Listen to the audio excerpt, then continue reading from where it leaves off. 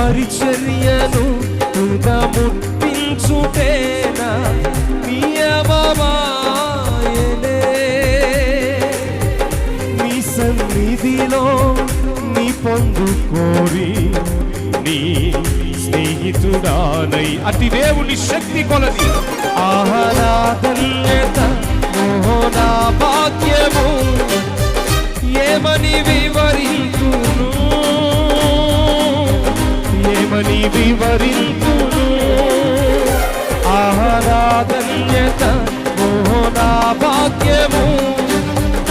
ఏమని వివరింతును